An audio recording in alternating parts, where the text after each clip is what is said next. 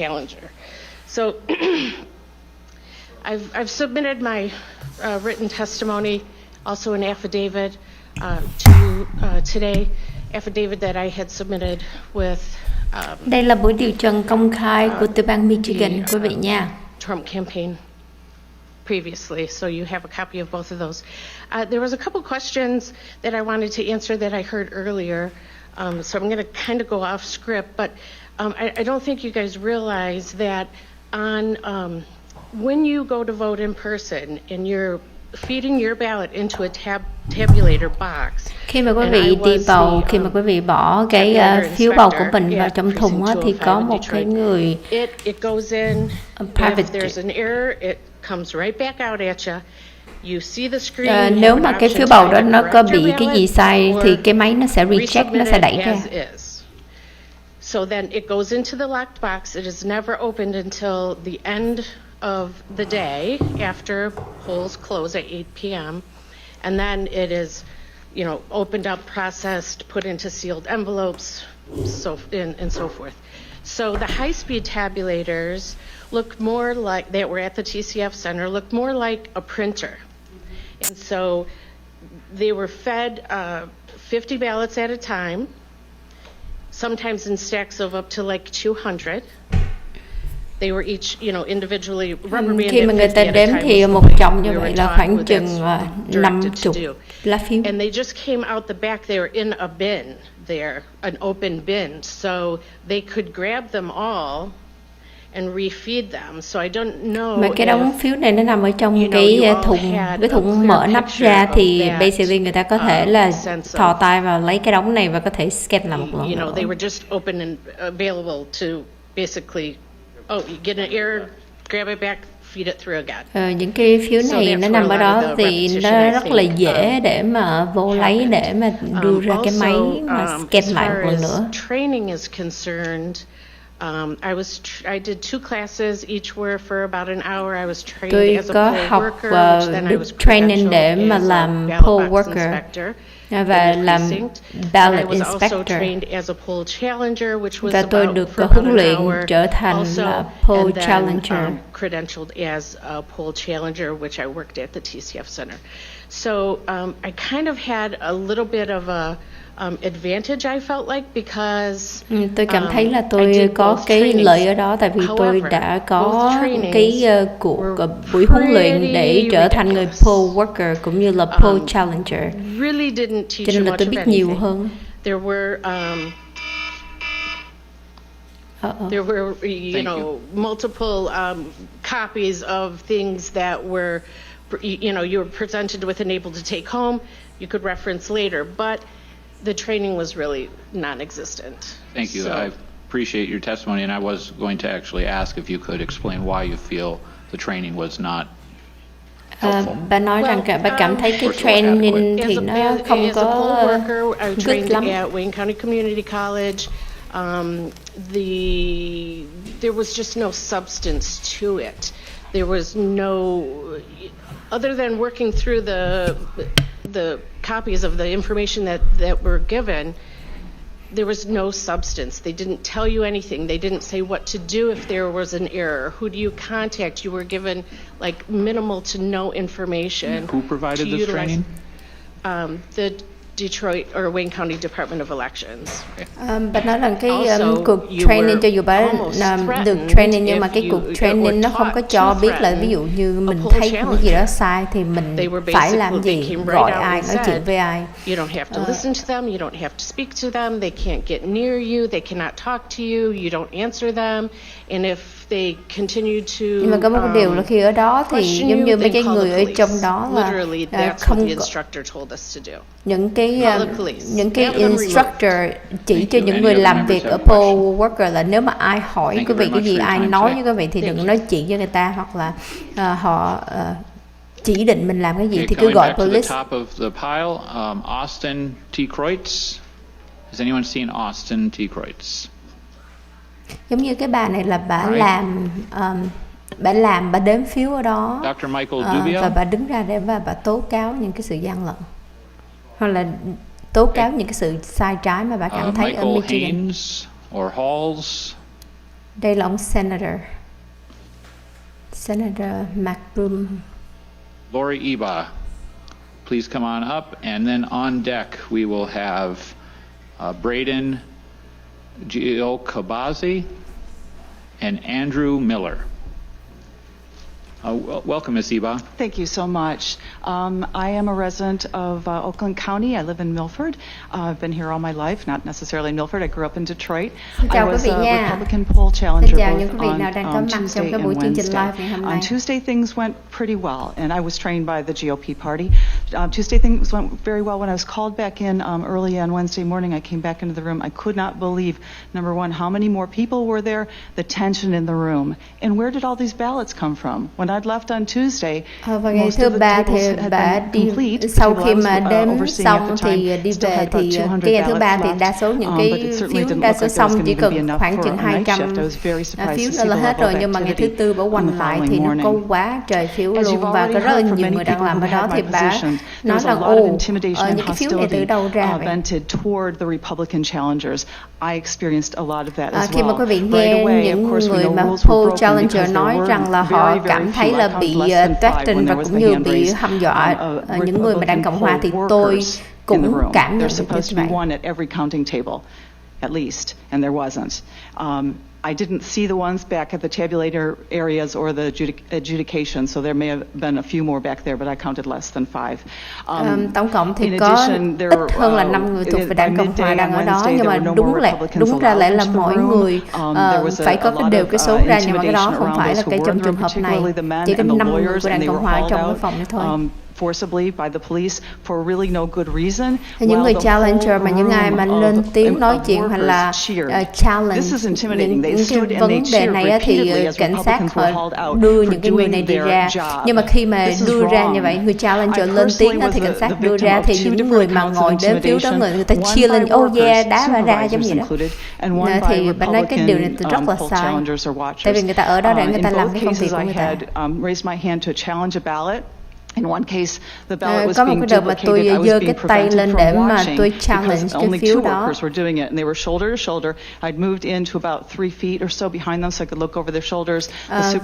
có một cái lần nữa thì hai người ngồi sát với nhau để mà đếm phiếu, thì tôi phải hai cái vai nó sát nhau thì tôi không có thấy gì hết, thì tôi chồm vô để gần lên để mà tôi có thể nhìn được cái phiếu này. Thì cái người supervisor tới đã la mắng tôi và kêu tôi lại phải đi ra. The second time I was surrounded by Republican challengers who again were yelling at me, calling me a racist, telling me my mother didn't love me, all kinds of stupid but meant to intimidate things. Ở đó bao vây tôi và nói rằng là tôi là người kỳ thị, và ở đó sai trái, giống như là gieo ở tôi, giống như la mắng tôi và cha mẹ tôi như vậy. Cái điều này rất là sai. Tôi chưa đó để làm việc của tôi thôi, và tôi nghĩ rằng là đây là một cái điều mà quý vị cần phải điều tra lại vấn đề này. Thank you very much for your time today. Next, the doctor is here. All right.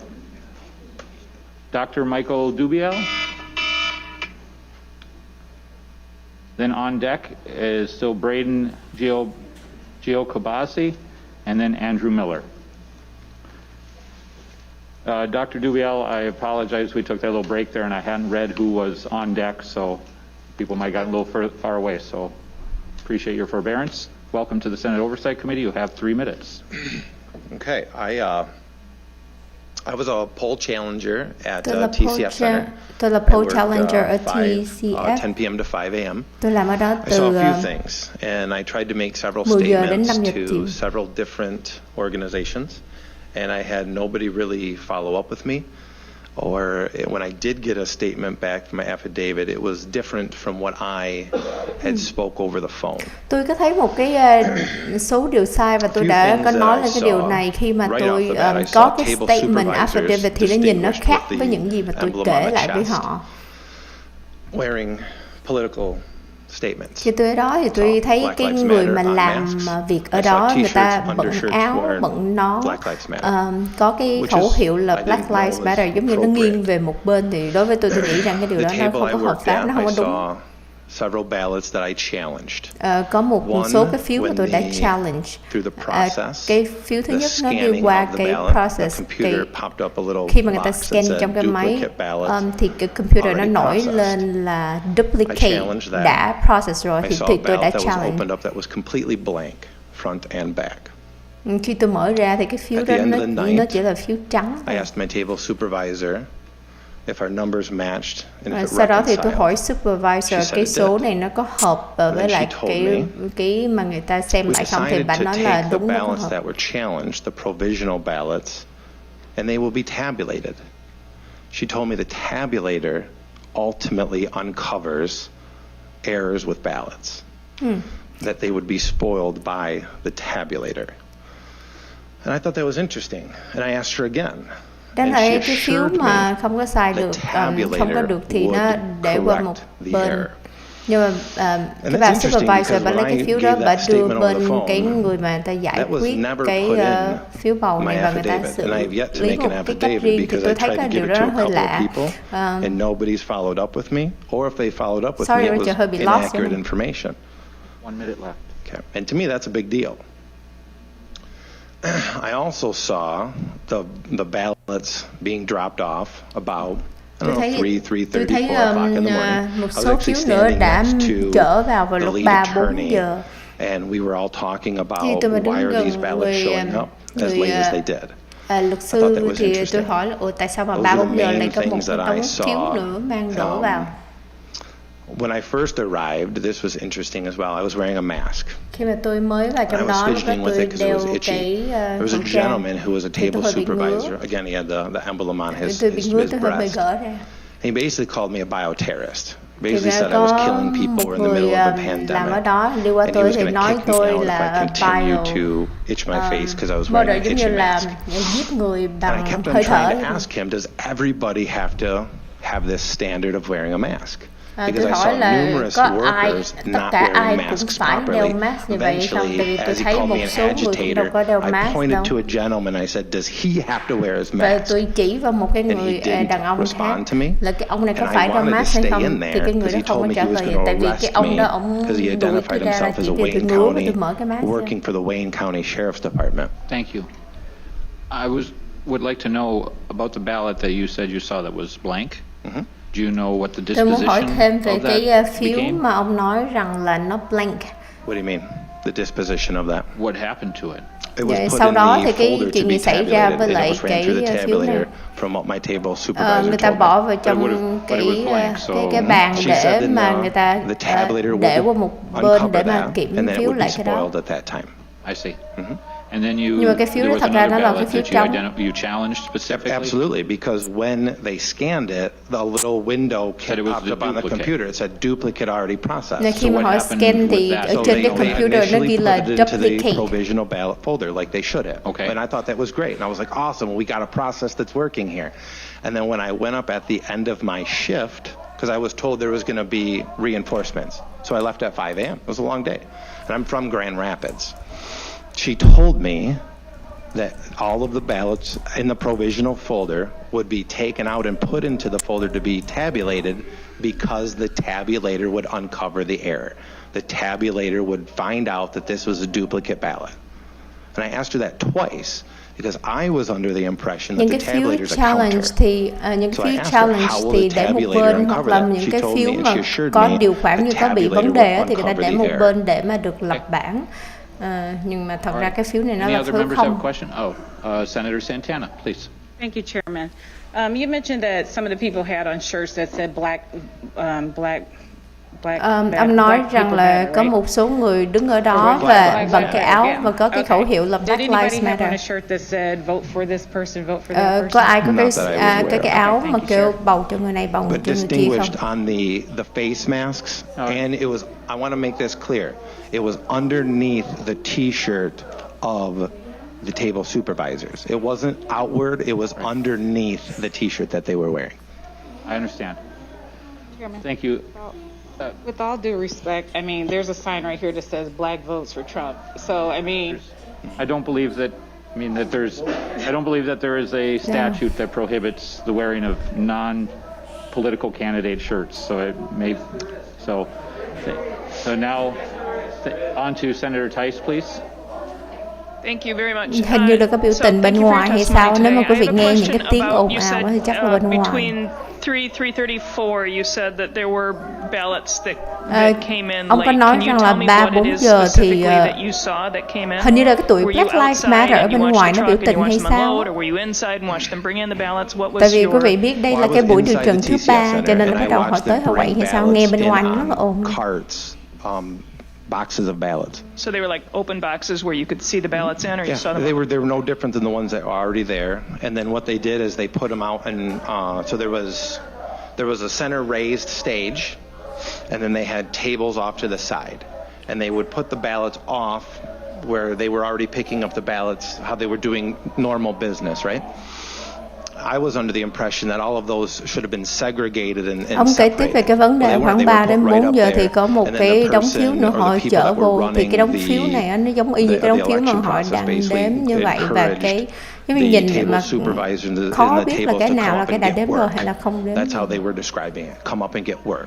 Come up and get work. So those ballots, they were running ballots. Thank you. Senator Tice, did you have more questions? Or? Just one more. Did you have any idea how many there were, or do you have any way of knowing? Yeah, so the attorney that was there, or the counsel that was there, we were all trying to take a rough estimate, and it looked like there was maybe 60 boxes of those ballots, and in each one of those sleeves or boxes or whatever, there could have been hundreds of ballots. So we're thinking maybe several thousand, tens of thousands. I'm not sure the exact number. Because who knows how stuffed they were. Who knows? But I definitely saw those ballots come in. Absolutely. Thank you. Yeah, thank you. Do you have any idea Quý where vị nghe did tiếng ở ngoài nó anybody say đang where all kêu this came không, from? thì cái này không biết ở đâu, để And bây I giờ left đang my tìm table coi to có go over ai there chiếu because cạnh đó I hay không. was curious about that. Okay. Senator Lucido? Yeah, it's intriguing. What time of the morning was it when you saw this come in, or what time of the evening was it? Like I said, 3-ish, 4 Khoảng in mấy that giờ thì window. ông In the thấy afternoon. những cái phiếu No, đó I vào? was there from 3 or 4 in the morning. I was there at 10 p.m. to 5 a.m. They were in mail sleeves, you said? Mm-hmm. Did anybody have any earmarkings of who they were carrying these ballots? Were they carrying them? Were they on a dolly? Yeah, they were on a dolly. Yeah, they were on a dolly. Do I know who they were? Absolutely not. But there were people that were doing that. Thank you. Thank you, Senator Lucido. Senator Santana? Was there any particular reason you didn't ask for a supervisor to sleeves, question, you said? The ballots coming in on a dolly, or? Well, I didn't figure I needed to because the Tại lead tại sao counsel that mà was supposed to be there ông có was cái lý do gì tại sao mà ông taking không tally and I was hỏi there cái standing right next to him. người So I figured supervisor he là was cái phiếu này là kind of phiếu the gì mà person tại that was sao đi vào overseeing đây the whole vào night. khoảng 3 giờ khuya? That's what we were told. No, we were talking directly about why are these coming in. We all thought it was interesting that these ballots were coming in so late. What was his response? Tại sao mà cái người nhân chứng nói chuyện thì cái bà này bà cứ ngồi bà lắc We were lắc taking đầu giống count như and là we bà không có đồng tình. were, his exact response I couldn't recall, but we were definitely perplexed that these were coming in so late, as well as they were being put out to be counted. Thank you, Chair. Thank you, Senator. Thank you very much for your testimony. Mm-hmm. Appreciate it.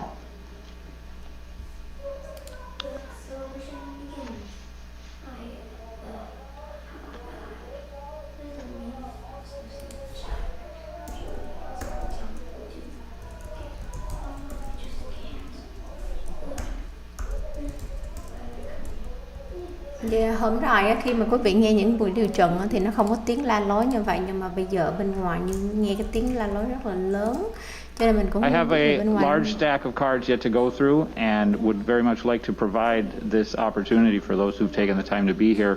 If there is somebody here who has some credibility with the crowd and has the opportunity to share with them that their disorder is only disrupting what they're trying to accomplish, I'd appreciate you taking that time to do that. Otherwise, I'll have to be forced to adjourn the meeting if it gets so difficult to hear anymore.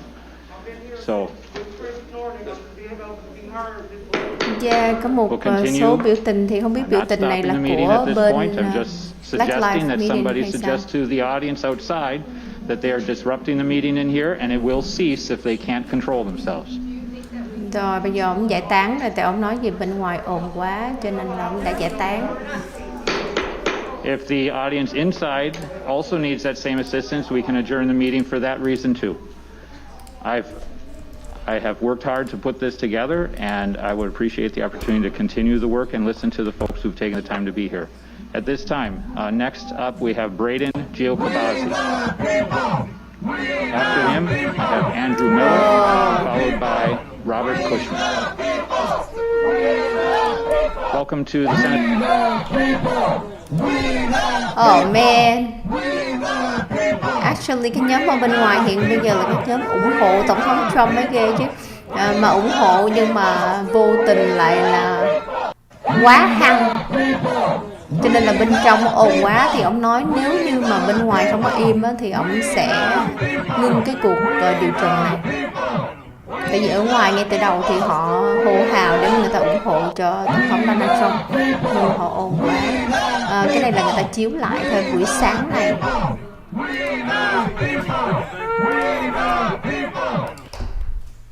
Bởi vì nhiều khi nhiệt tình quá cũng sợ. Several tables. One was processing a stack of roughly 35 ballots with pink challenge stickers on them.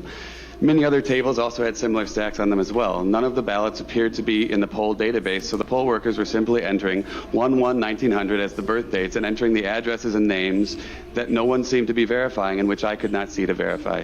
When I politely tried to check such things, as had been the case throughout the entire day, I was told that I wasn't allowed within 6 feet of the tables even to verify ballots and told that I was trying to kill them. Đúng rồi, cái này là đang ủng hộ tổng thống Trump. Nhưng mà lúc mà ta vô ra không chịu ngưng vẫn còn la lối. When I challenged it, and subsequent ballots that weren't in the poll book, the table supervisor laughed and said, "You can't do that." And several other operatives gave me. Hình như bên ngoài người ta im rồi đó, bây giờ nghe im rồi không có nói nữa. Tại vì ông nói nếu mà ở ngoài mà không im nữa thì ông sẽ ngưng cái cuộc điều trần này. I was endangering their workers, trying to kill their people, and even holding a pen in a threatening way. Yet, when non-GOP operatives would stand near the tables and harass me, no one would give them any problem at all. At one point, a Democrat who was hanging back came up to harass me, and then a table supervisor showed up and to challenge because I was challenging a ballot. Once several table managers and non-GOP operatives have showed up to harass me, this Democrat operative simply melted back into the background with a satisfied grin on his face, knowing that he had caused me a problem. Cũng một người nó cũng nói về là giống như ông thấy cái điều sai khi mà họ làm cái phiếu, thì khi mà tôi giơ tay tôi nói là challenge, khi mà tôi bị challenge như vậy thì bắt đầu là họ quay là họ cự tôi và họ nói nếu mà tôi không có im hay là tôi không có làm gì thì tôi đuổi ra. They came up and they started arguing with the lawyer, telling him he didn't know what the law was. Cái người lawyer đã tới để mà bảo vệ tôi, nói rằng cái điều mà tôi làm là đúng, tại vì tôi làm cái nhiệm vụ của tôi, nhưng mà cái người supervisor thay vì là người ta nhượng bộ, nhưng mà họ làm tới và họ nói rằng nếu như vậy tôi đá ông ra. He made some innuendo about playing with him that made me uncomfortable. And then he said something to the effect of, "I will kick your ass or I will kick you out of here." And I said, and I looked at him and I quizzically and I said, "Are you threatening me?"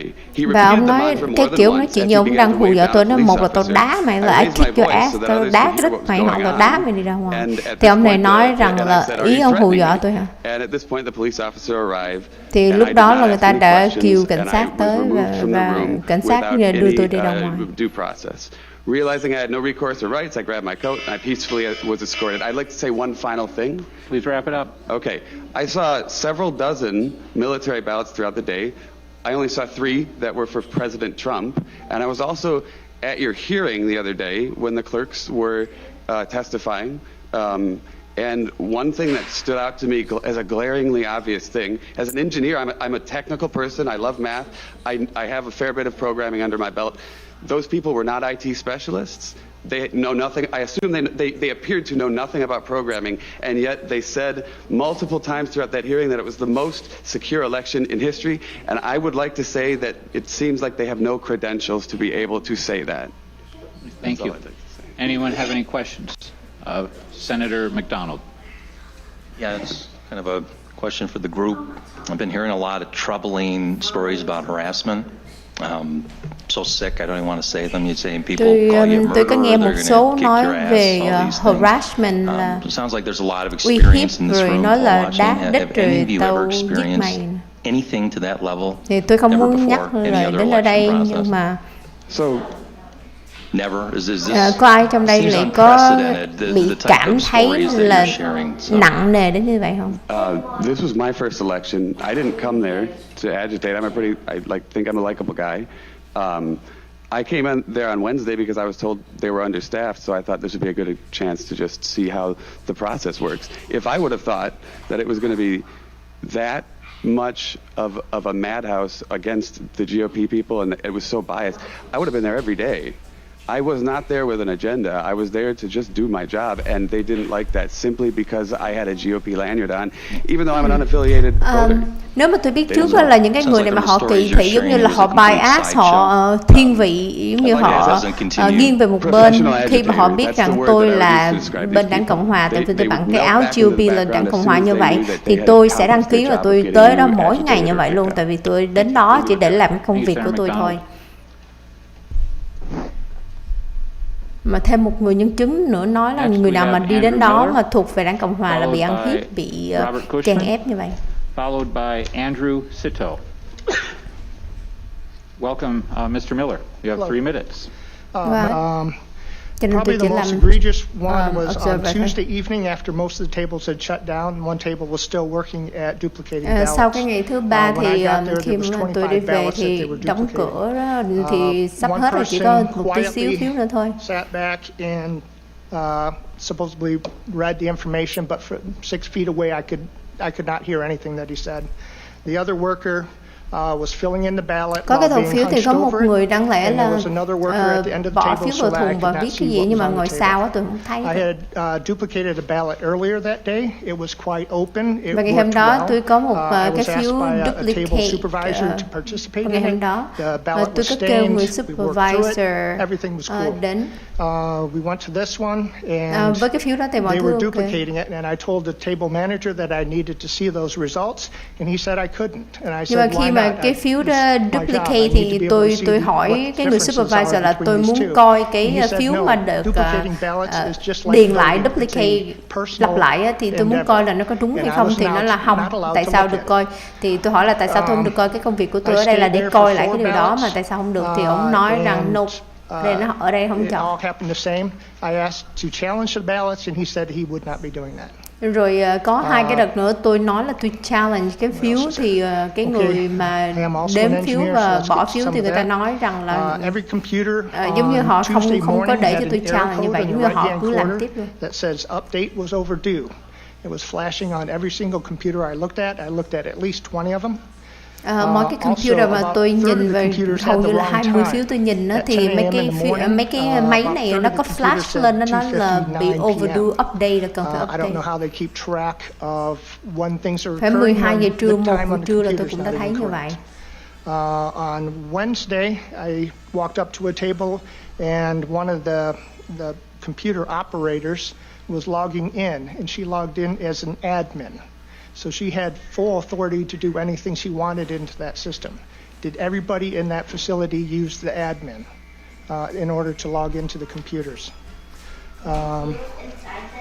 Có người hỏi Rachel là sao Rachel không block Hoa Như hả? Rachel chỉ lo dịch thôi chứ không có lo để ý đến cái comment nhiều, cho nên là quý vị giúp Rachel người nào mà cần bị đá ra thì đá ra giùm nha. Hình như là có anh Thanh Lương ở đây nè, anh Lương là người giúp moderator. Cảm ơn anh. I also was harassed by a number of people. At one table, there was. Sir, I forgot to give you your 1 minute. Dạ này Rachel có cái đội ngũ moderator giỏi lắm. Pretty much done, but just the harassment from there was a table. Nhưng mà quý vị đừng có block mấy cái người này, chỉ là hide họ thôi, có nghĩa là họ vẫn thấy được cái video của mình, nhưng mà mình chỉ không có thấy cái comment của họ thôi. I was too close and I did not have the 6-foot distance, but there was a person between her and myself that was a Democrat challenger. A lot of this could go away if you had one Republican at each table. I applied to be a worker. You've heard here multiple people applied to be workers, and we Quý are vị all nghe là denied. một số những quý vị So đang instead ngồi of ở đây, having người ta these nộp hearings, đơn để why mà don't we làm have a clear process? It would worker, not nhưng mà fix lại không có ai được computer nhận để mà glitches làm that came worker through, but trong cái ngày it hôm would đó. fix a lot of this Giống như other người issues. nhân viên giúp về bầu cử thì họ, những người Any Đảng members Cộng have hòa là không ai questions? được Senator Tice. You said you applied nộp to be đơn a mà poll được. worker. When did you apply? Ông nói rằng ông nộp đơn trở thành More than a người month nhân viên before bầu the, cử thì the ông nộp election. đơn So vào lúc well in nào? advance of the Trước đó một training, tháng. because Oh, we yes, it was before the training. okay, because we heard from the clerk Ông nộp in Wayne đơn County trước that khi the people mà who applied that were denied were people who applied too late and the training had already been done. người ta nói rằng là một số người nộp đơn là tại vì bị trễ hoặc là chưa có training. Ông nói no, tôi nộp đơn trước đó một tháng rồi, là trước khi training. Seeing no further questions, thank you for your time today. Did you submit your testimony in writing by any chance? Ông có nộp cái giấy tuyên thệ của ông lên chưa? Okay, thank you very much. Ông đang có rồi. Next we have Robert Cushman, and he'll be followed by Andrew Sito, followed by Shane Trejo. Có người nói giờ chỉ theo dõi nhóm pháp lý của Tổng thống Trump là Welcome to chuẩn the nhất. Senate Đúng Oversight rồi. Committee, Mr. Cushman. Dạ, những cái You have 3 minutes. cánh tả không bao giờ họ cho mình thấy những cái này đâu. Cho nên mình cứ theo dõi bên Tổng thống Trump là chắc nhất. Michigan legislatures and fellow citizens. My name is Bob Cushman. I'm a registered voter in Lyon Township, and I desire to testify concerning events in Detroit on November Ông là 4th, một the day trong after những the người đi election. bầu ở tiểu I bang believe that I witnessed Michigan ở Detroit. evidence of mass election fraud on the Tôi morning of November tin tưởng 4th rằng là tôi and đã the evening trải of nghiệm ra một November cái 4th, but I'm only cuộc going to bầu talk cử about the gian morning lận right lớn now. ở đây. While I served as a trained and credentialed election challenger at the Detroit Absent Voter Khi tôi County được Boards, huấn luyện để mà TCF, trở thành Center, người Detroit. I poll arrived at the county challenger, boards at approximately khi mà 06:30 tôi a.m. after đến being đó vào briefed lúc in room 6 260. giờ lẻ 4 We'd been p.m. advised of a very large ballot drop, approximately in the vicinity of 4 a.m. Night shift Tôi đã có thấy là observers had một indicated mớ that số phiếu about đã 61 mang vào boxes lúc had been delivered. 4 giờ sáng. I began observing the process Và of tôi bắt ballots đầu at theo several dõi county boards. cái I quá quickly trình noticed của that cái none, bố phiếu này. I mean none, of the names were being scanned from the ballots were in Tôi the thấy rằng là electronic poll không books. có ai đã All scan of the cái names phiếu này that vào were để mà found were verify found cái in the chữ ký hết. supplemental sheets. We know that the poll books, the electronic poll books, were updated on Sunday, Tôi November biết rằng 1st. cái That meant poll book này that all được of update these vào new ngày Chủ nhật. ballots had to have been brand new registered voters Đáng lẽ là on những Monday, cái phiếu November bầu này 2nd, đưa or vào thì phải được Tuesday, scan November vào để 3rd. mà verify cái tên. I found it very hard to believe that tens of thousands of people Tôi had không thể tin registered được in just 10 two short Tôi không days. thể tin So I được là began trên writing down 10.000 the người names on the ballots register immediately after they rất were là scanned trễ by the computer poll trong worker. hai cái ngày cuối cùng. As soon as I began, Khi mà tôi bắt đầu, I was severely obstructed by 5 different cảm ơn anh persons Phú Nguyễn. that I could no longer, such that I could no longer continue my legal responsibility as a poll challenger. These 5 persons comprised of a poll worker, a supervisor, an khi mà tôi uncredentialed bắt đầu tôi person, challenge a những cái vấn Democrat đề này thì challenger, có and one 5 of the top người, leaders of the ABCB. một số người lãnh đạo The của details cái can cuộc be bầu found in cử my thì họ affidavit. lại không có cho tôi Does anyone tiếp tục believe làm cái công việc của that tôi. 30 or 40,000 new voters Có ai có thể were tin actually tưởng rằng signed là up 40-50 ngàn in 2 người days? đăng ký vào I 2 cái ngày implore cuối cùng. every member of this board Mà to tôi kêu gọi protect là the tất Constitution. cả những người I implore member you to give us ở a full tại đây forensic hãy bảo vệ cái hiến pháp audit. của mình. Thank you. Thank you, Mr. Cushman. Does Và any tôi kêu member gọi have a rằng mọi question? người nên làm cái audit. Seeing none, thank you, Mr. Cushman. Did you submit your testimony in writing as well?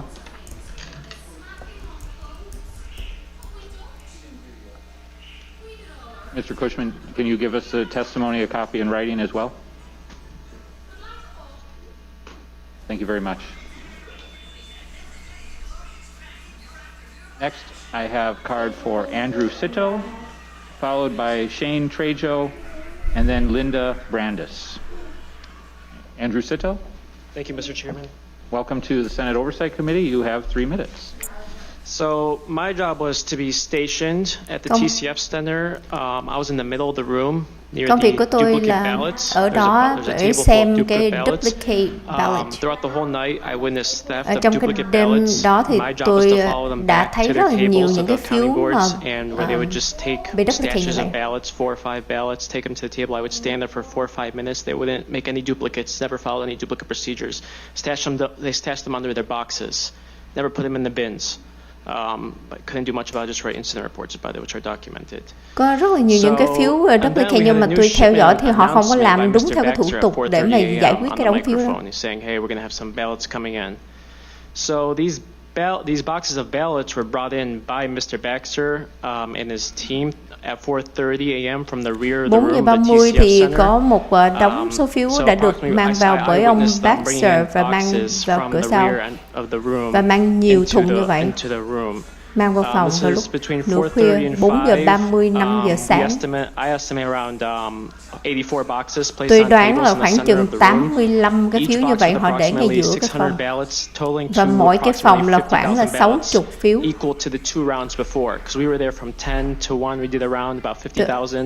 then 1 to about 4, with second round about another 50,000. And then this last round, all you have to know is there's the same amount of ballots from the other 2 rounds. I'm not sure if they were all brought in from the back, because I think they were lần như vậy, commingled lần thứ and nhất also thì brought khoảng in chừng from 50.000 phiếu. other rooms, so I'm not sure how many ballots were brought Đợt from thứ the hai back cũng and khoảng then from the 5.000 other phiếu và areas, đợt thứ but ba cũng khoảng chừng như vậy. it was just about the same amount. So most volunteers left at 5 a.m. Đa số những người mà volunteer, những người thiện nguyện viên, người ta đi về vào lúc 5 giờ. At 6 a.m., Mr. Baxter Nhưng mà tôi ở lại cho tới 6 giờ. This is what democracy is supposed to look like. Mà có cái người cái ông tên Baxter đã nói trên cái microphone, nói lớn lên, nói rằng là đây là cái democracy, cái nền dân chủ phải nhìn giống như thế này, thì một số người trong đó người ta đã vỗ tay. Okay, sampling off of the dozen of the duplicate ballots from 6 to 2 p.m. the next day, none of those were for Trump. Theo tôi thấy thì những cái phiếu bầu từ 4 giờ đến 6 giờ mà tôi thấy là không có cái phiếu bầu nào cho Trump. I challenged ballots, all refused. Và tất cả những cái phiếu mà tôi challenge thì tất cả đều bị từ chối. Những cái phiếu mà tôi challenge là không có giữ lại và cũng không có track gì hết. Duplicate ballots to straight Democrat tickets. That's why you see in the tabulators 2 different tickets. I witnessed employees filling in bubbles for the Democrat straight ticket. And so at the tabulator, I also witnessed what the Dominion và những cái phiếu mà cần phải điền lại thì tôi chính mắt tôi thấy là họ đã viết vào cho cái phiếu cho bên đảng Dân Chủ. Tôi đã rời cái phòng đó khoảng chừng 5 phút, nhưng trước đó thì người ta đóng cửa lại, người ta không cho vào nữa. I called the FBI, made a report. I called the Secretary of State fraud tip line. I called Detroit Department of Elections Tôi đã gọi multiple times and there was no answer. Tôi đã gọi Secretary, tôi gọi Detroit Department, tôi gọi để tôi mét về cái điều này mà không có ai bắt điện thoại và cũng không ai gọi lên tôi hết. Duplicate ballots that you were in the middle of the room watching. Those are blank Ông muốn hỏi về cái duplicate ballot này, cái duplicate này là duplicate trống hay như thế nào? Ông nói đúng. You were solely in charge of watching those? There's a few of us, but there's too many tables, so nhiệm vụ của ông ở trong đó để mà xem board, những cái phiếu duplicate này hay sao? For example, if there was like a coffee stand or something, which I never saw that night, they all looked like clean ballots. We would follow them back, and there would be several people in line waiting to follow that person back. Ông nói là có rất là nhiều những cái phiếu này và có một số phiếu tôi thấy là giống như là phiếu tốt vậy, nhưng mà người ta cũng đưa vào, người ta nói là cái phiếu này cần phải duplicate lại. Recollection, with the group of ballots that came in at 4:30 and you stayed and began observing, and you say that there was almost every one of them or all of them were for Mr. Biden. Có một đống phiếu vào lúc 4 giờ, thì từ 4 giờ đến 6 giờ ông nói rằng là ông thấy là tất cả những phiếu này cho Biden hết, đúng không? And also we had some issues where we were making duplicates of the duplicate ballots. And when I asked the employees why we were making duplicates of duplicates, they confirmed to me that this is a duplicate of duplicate, but the tabulator said unknown reasons. Thì có một cái điều nữa là rất là lạ là họ nhái lại cái phiếu, nhái lại như vậy, thì tôi hỏi là tại sao phải nhái lại như vậy, thì họ nói là cái người đó cũng công nhận đây là cái phiếu nhái lại của cái phiếu nhái lại, nhưng mà họ nói là không có cái lý do gì hết. 5, 6 a.m. to 2 p.m. I sampled about a dozen duplicate ballots. Yeah. Okay. All right, thank you. Vice Chair Lucido. I appreciate you coming out, and I appreciate everybody being so patient to go through this process. At the end, your testimony has been submitted to us by way of written, or is there affidavit? Yes, affidavit is submitted. Perfect. Cuối cùng là ông đã nộp lên cái lời tuyên thệ của ông bằng viết tay, viết xuống lại đúng không? Ông nói yes. Những cái phiếu này em mang vào nửa khuya hoặc là sáng sớm 4 giờ, 4-5 giờ, muốn nói như thế nào thì nói, nhưng mà theo tôi thấy những cái con số này là trên 50.000 phiếu như vậy, thì những cái phiếu này nó đi đâu? Họ mang vào từ cửa sau. In sleeves again, mail sleeves. What I mean by that, you know what I'm talking about, the banker boxes with sleeves over the banker boxes. The sleeves were removed. They opened up the lids and they placed them on about 10-foot tables. Yep. There's about 7 of them, and they placed about maybe like a dozen boxes per table, 10-foot tables, banker boxes pulled. Họ để trong những cái thùng mà cái thùng này nó không có nắp, nó mở ra. Towards you, and they were double stacked, filled to the top.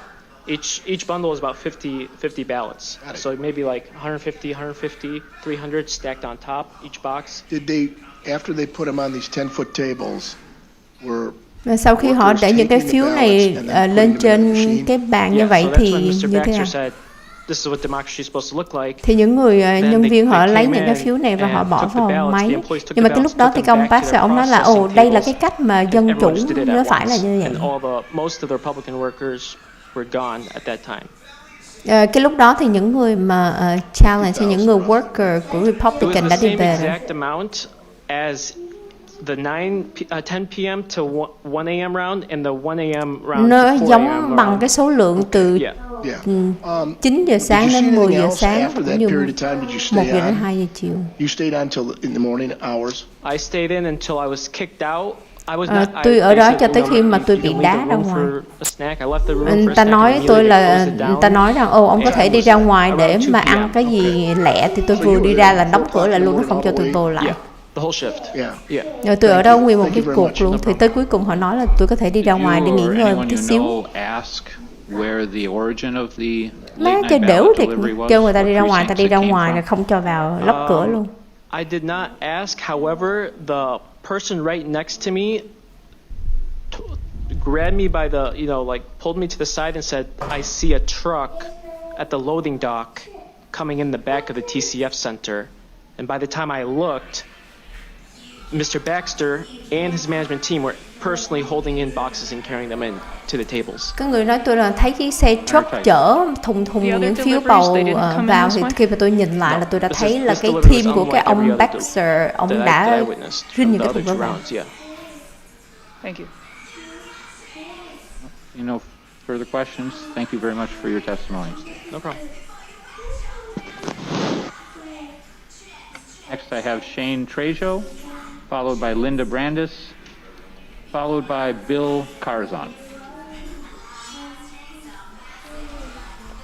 Welcome to the Senate Oversight Committee, sir. You have 3 minutes. Bên đây họ gấp, họ cho mọi người chỉ có 3 phút. I'm going to be reading a little bit from my sworn affidavit and giving additional testimony, and I'll submit all that after the fact. I'm a registered voter and a credentialed poll challenger in the state of Michigan. Tôi là registered voter và tôi cũng là poll challenger ở Michigan. Tôi là challenger của đảng Cộng hòa. in Detroit, Michigan. On election night Tuesday from 10 p.m. to 5 a.m. I was there at approximately 3 to 3:30 a.m.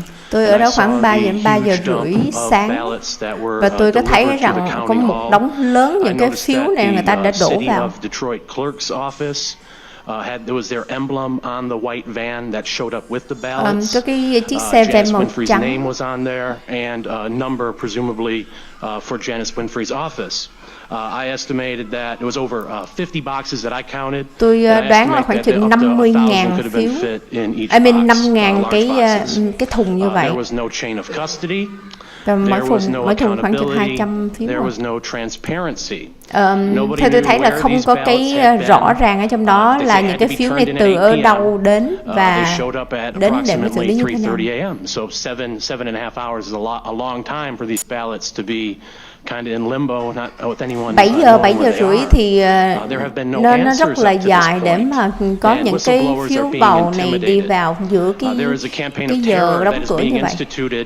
By people such as Attorney General Dana Nessel to coerce public officials into certifying the vote and rubber stamping this insanity as quickly as possible. Keep in mind that you could not videotape at TCF. It was strictly prohibited, potentially a criminal act. That's why all of these sworn affidavits, there's hundreds and hundreds of them, are so important. Có cái điều là những cái người mà ở poll watcher hoặc là khi mà đi đến cái chỗ đó là hoàn toàn không có được thâu video hoặc là chụp hình, tại vì cái đó có thể là một cái tội phạm hình sự, cho nên là không cho ai làm như thế. Cho nên những cái lời mà chia sẻ ở đây rất là quan trọng. Những cái nhân chứng ở đây rất quan trọng, vì tôi yêu cầu là cần có những cái cuộc điều trần, những cái cuộc điều tra là investigate lại. I think we know I think they know what would be found as well. So I implore you to do the right thing. And for your country, for your family, for your conscience. Tôi yêu cầu quý vị làm đúng để mà làm đúng và điều tra cái điều này cho đất nước của mình và cho quý vị và cho gia đình của quý vị. Thank you very much for your time today. Next I have Linda Brandis, followed by Bill Carzon, and then Christy Klamer. Linda, are you here or nearby?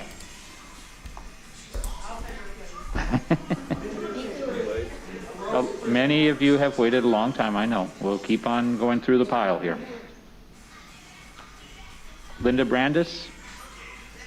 Okay. Bill Carzon, are you here? Carzon, I presume? Welcome to the Senate Oversight Committee. Yes, thank you very much for having me here to speak. I'm a resident of Wayne County, registered voter, poll challenger, was registered at the TCF Center. I was at the TCF Center from November 3rd, 10 p.m. till November 4th, around 5 a.m. So I was there during the observation of the ballots that came in that have been discussed many times. I was made aware of the process, obviously, with the counting board tables, so I did witness some things with ballots taken to tabulators and run. Some cases they were run multiple times. Of course, there's a zeroing out. It wasn't always obvious to see how that was done completely. I witnessed on at least one occasion where operator number 5, who basically carries the ballots over to the stations for tabulation, was handed back a ballot. Didn't fully understand at that point why that would possibly be, because those are to be returned into the secure boxes. I would say between 1 a.m. and 4 in the morning, roughly, it was very quiet. It was a very big lull in the overall center.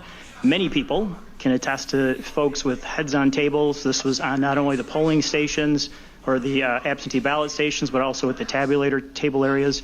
In fact, I witnessed some person on a tabulator screen playing a card game. I sat there with my son, who was also there as a poll challenger, and another acquaintance as we watched this. So to give you the sense, there was a big lull.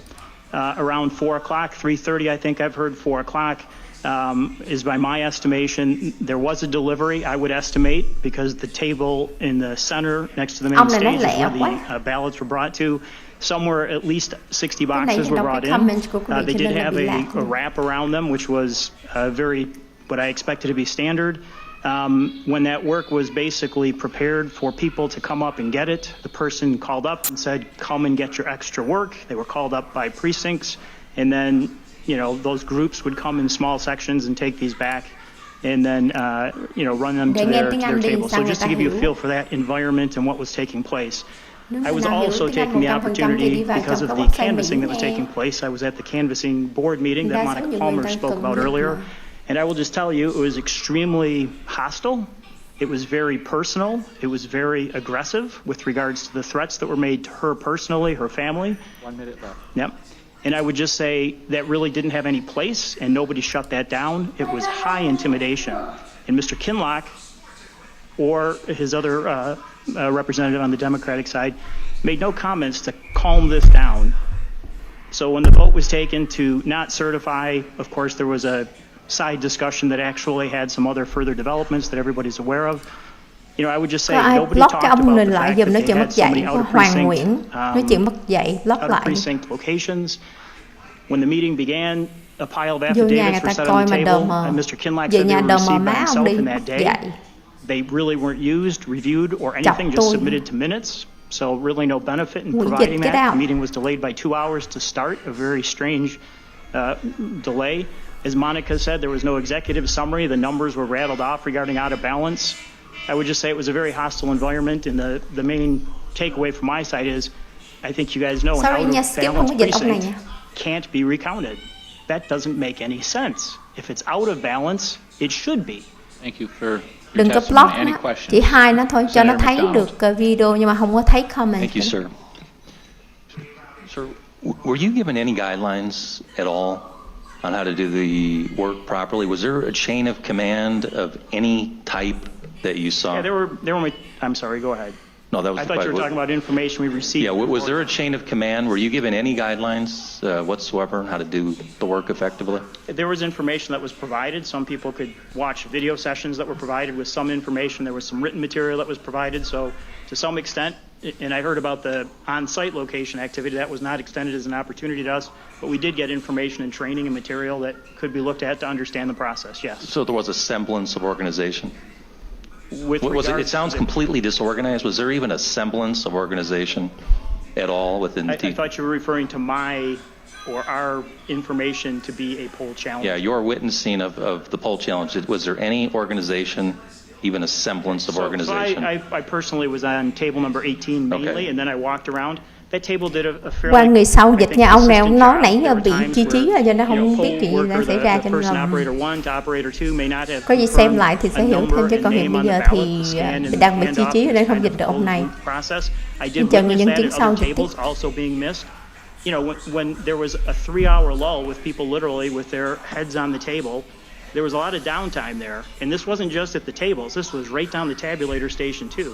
And then at 4 o'clock, 3:30, 4 o'clock, when that truck hit and the other work came. Now, I wasn't there after at 5 or so, as that's when we left, that these were counted. But I mean, there was a big lull there. So not very organized and structured. If a person can sit there and play a card game on a tabulator screen, clearly there's something missing in the organization. Well, again, it's very troubling, but thank you for that information, sir. Yep. Appreciate it. Senator Lucido. Thank you very much for being so patient. I don't want you to run so Yeah, bữa hôm fast. nay á, tại vì người ta hình như có nhiều nhân chứng và cái thời gian nó gấp hay sao, mỗi người ta chỉ cho 3 phút thôi cho nên mỗi người nhân chứng lên ballots coming in and not seeing any other ballots around for 2-3 hours before that, right? What was your feeling, or what was it that you made any reference to about those ballots? Well, it was my first experience to be down there and be a poll challenger. I'm more involved in this Đây là year's cái lần cycle đầu than tiên I mà had tôi ở been đó để before. mà tôi làm So for poll me, it was challenger. Đối với novel. I tôi, didn't know why they would be tôi there. tôi I không started có stepping hiểu là back and tại sao asking mấy cái myself, why người would things đó close at 7 and 8? đứng ở đó. And then at 4 o'clock in the morning, Mọi thứ đóng cửa vào 7-8 giờ thì tại sao lại 3 giờ mấy 4 giờ khuya lại có cả đống phiếu mang vào như thế? comments as to why those were so late. Nhưng mà khi mà tôi có comment là tại sao mà có những cái phiếu này ở đây trễ như vậy thì tôi không có được quyền để mà lên tiếng về cái vấn đề đó. Như quý vị thấy là ngày hôm nay đó là đa số những người nhân chứng người ta nói rằng là khuya có đóng phiếu nó chở vào. Cảm ơn Happy Life. Wow. Lý sĩ 20 luôn á, you're so sweet, thank you. So I was able to get a general idea of how many were brought in at that time, and then at 5 o'clock, you know, we were pretty much done. Lúc đó thì tôi cũng không biết chính xác là họ mang cho bao nhiêu, nhưng mà có rất nhiều và khi mà đếm như vậy á, thì tới khoảng 6 giờ là đóng cửa rồi, nhưng mà 4 giờ người ta mang vô chồng. Come back when you can. We sure will. Senators, thank you.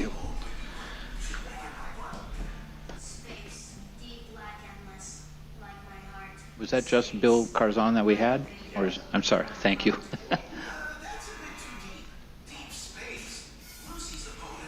Next we have Christy Claimer, followed by Grace Norris, followed by Jeffrey Gorman. Giống như đợt này là thứ ba cho nên người ta có trình tự hơn, người ta kêu từng người từng tên trước để ta sắp hàng sẵn. Và đây cũng là poll challenger luôn. Vào cái ngày bầu cử, vào 4 giờ, vào cái ngày 4 tháng 11. Và tôi ở đó tổng cộng là 35 tiếng như vậy, và tôi đã thấy cái trình tự làm việc nó bị broken, nó bị sai.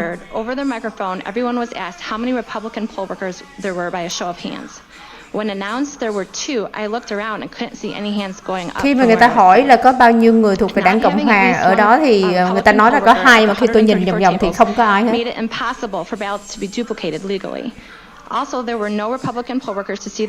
Có khoảng 35 cái bàn như vậy thì không có cách nào để mà duplicate những cái phiếu như vậy để nó đúng, và không có cái người đảng Cộng hòa nào ở đó để mà giám sát được.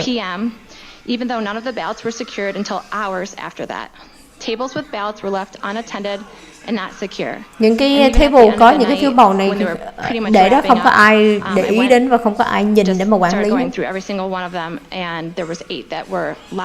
But they were not locked. We made sure they were locked. I think it was unintentional, but concerning. Có cái 8 thùng đáng lẽ là nó phải lock nhưng mà nó lại không có lock, nhưng mà người ta cố tình để cho nó lock. And they were not in the paper poll books. I recorded each name and ballot number along with how they had the birth date of 1/1/1900.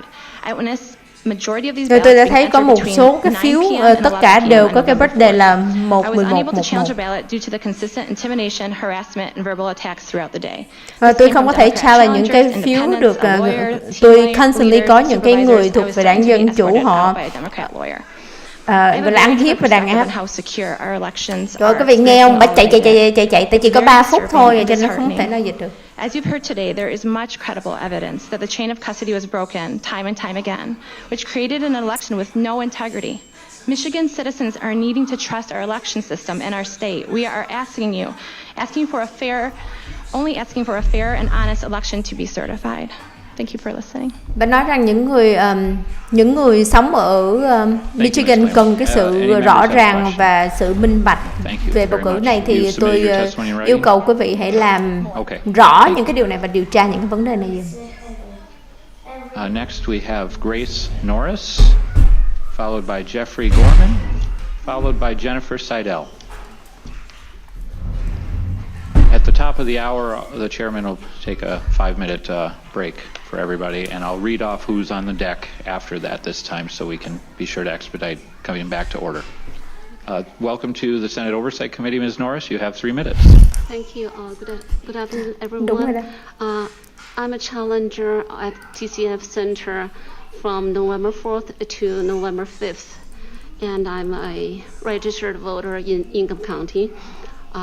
You can all can tell that I'm a new citizen. I love to learn things, and I love this country. So that's why I became a poll challenger. So I received my credential and waited in line since 12:37 p.m. November 4th. And so I wasn't allowed to get in there until 6:20 p.m. on the 4th. So many others were not allowed in there either. So that's number one.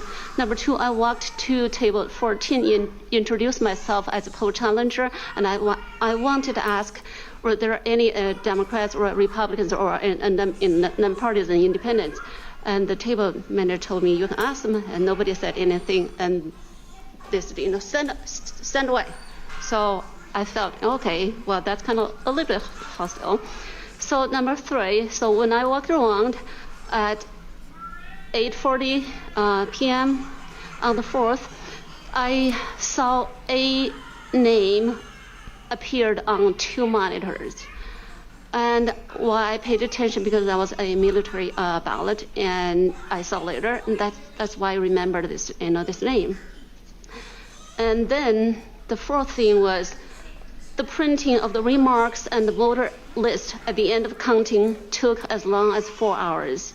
So the last shift was supposed to end by 9 p.m., but some of the prints did not get done until 1:30 a.m. on the 5th.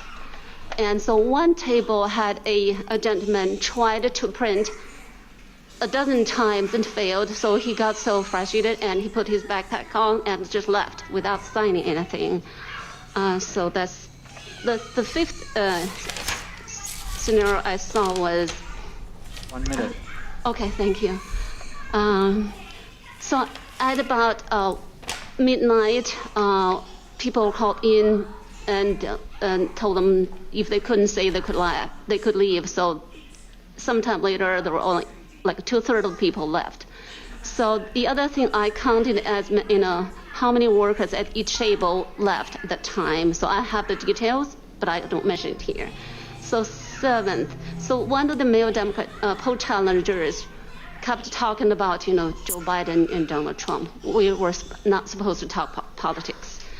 And eighth, some of the limit strip on the ballot cases were not put on, and some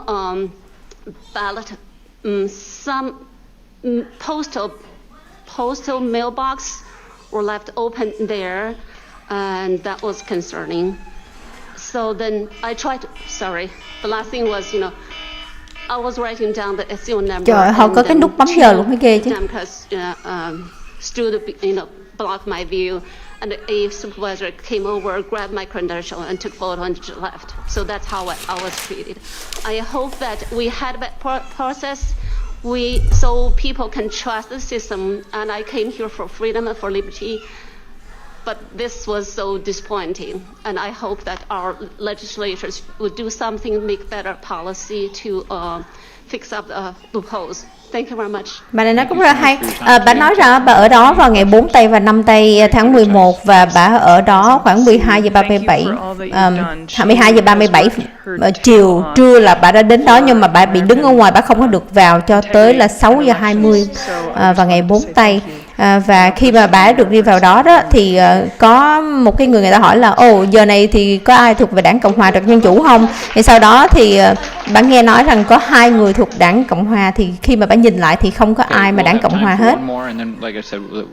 Rồi đồng thời nữa, khi mà bà đi lại một cái bàn số 14 để mà bà chào và bà giới thiệu tôi là người poll challenger, thì bị cái người supervisor đi ra bên kia ngồi, bị đuổi ra vậy. Bà nói wow, cảm giác như vậy thật là khó chịu.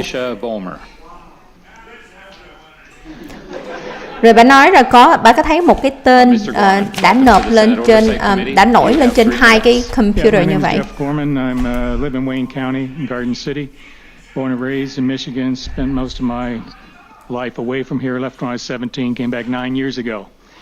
I was a retired Navy captain, retired airline pilot. Ông này là retired Navy captain. Captain as well. And so integrity is very important because lives depend on it. Đi hải quân. I also went to a college where we had an honor concept, so we kind of frown on lying, cheating, and stealing. Nếu khi mà trong trường đại học thì người ta dạy rằng là không có nên cheating hay stealing. Welcome Alice to the belly of the beast. It was a hostile environment from the Democratic lawyer that told me I didn't know what I was talking about when I was challenging. Cái cảm giác của tôi ở đó thì rất là hostile, là giống như rất là ghê tởm, thật là không có friendly. There was supposed to be a Republican and a Democratic witness. When they were doing the military ballots, I asked, "Where's the Republican witness?" And they said, "It's you." And I said, "No, it has to be a paid worker." She says, "Well, I don't know what they are." The supervisor did. "I don't know what they are. Ask him." So I asked him. The poll worker said, "Well, I ain't going to tell you." So it was obvious. I challenged it. They only, out of the 8 to 10 that I saw, they only took the challenge for the first one. They wouldn't record the challenge for the other ones. And the other thing I was told to watch out for was ballots that the name of the voter did not appear in the electronic or the supplemental. They had 2 that came in that met that criteria. They sent them back. They came back to the table again, so they raised the red flag to ask the supervisor, whatever the person's name is that was supposed to come in.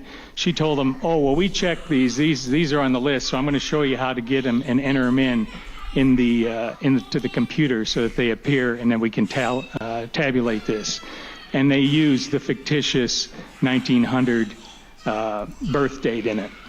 So I was only there for 2.5 hours. That was after in the hostile environment. I got there at 12:30, tried to go in at 2 o'clock. They wouldn't allow us to come in, even though we know Republicans, poll watchers had left, and they need to be replaced. They wouldn't let us in until 6 o'clock is when I got in. At 6:06 in Book 1, I was recorded. Left at 8:30. For those full 2.5 hours, 1 minute. I watched violations of the rules that I was told to watch out for. Now, I said about my jobs, integrity was important because lives depended on it. Well, it's no less any important that we have integrity in the election because the life of the country as a democratic republic depends on it. This nonsense has got to stop. We got to take the steps that it takes that the legislature can take. Cái phần ông cuối thì ông nói rất là quan trọng để mà chúng ta có cái cuộc bầu cử công bằng và minh bạch, tại vì đây là cái cuộc sống và cái lifeline của cái nền dân chủ. And like I said, I don't want to ever see anything like that again. Cái ông này cũng giống như bà nãy, khi mà ông đi đến đó là 12 giờ trưa nhưng mà không có được cho vô cho tới 6 giờ chiều mới cho vô, cho nên ông chỉ có được ở trong đó là 2 tiếng rưỡi mà thôi. Có một cái điều là khi mà ông ở đó thì ông gặp những cái phiếu mà duplicate, thì những phiếu duplicate này khi mà người ta nhái lại cái phiếu cũ thì đáng lẽ phải có người Cộng hòa, nhưng mà không có người Cộng hòa. Thì ông hỏi là tại sao không có người Cộng hòa, thì cái người làm việc ở đó người ta nói là tôi không có biết cái gì về cái vấn đề là người Cộng hòa làm ở đây hết, thì có nghĩa là không có ai làm, cho nên cái người nhân viên nó cũng không biết luôn.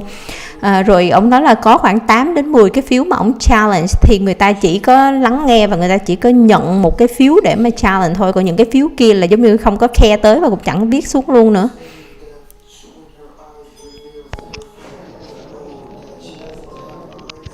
Wow. Rồi ông nói có một cái phiếu nữa, có 2 cái phiếu khi mà đưa vào cái máy, cái tên nó không có rõ ràng á, và cái máy nó đẩy ra, thì khi mà nói với cái người supervisor này là cái phiếu này nó không có đúng, không có được á, thì người supervisor lại coi xong nói ô không có sao hết, thì cái phiếu này có thể bỏ vào và tính luôn. Thì ông nói rằng cái điều đó tôi thấy rất là sai, thì tôi yêu cầu quý vị là nên điều tra sâu vô, và cái nền dân chủ ở nước Mỹ này cần phải được giữ và mọi người cần phải tin tưởng như vậy. Rồi hiện bây giờ là đang giờ break time quý vị nha, họ có cho được 5 phút để mà break time. Không biết là ở bên ngoài hiện bây giờ người ta có còn biểu tình hay không hả?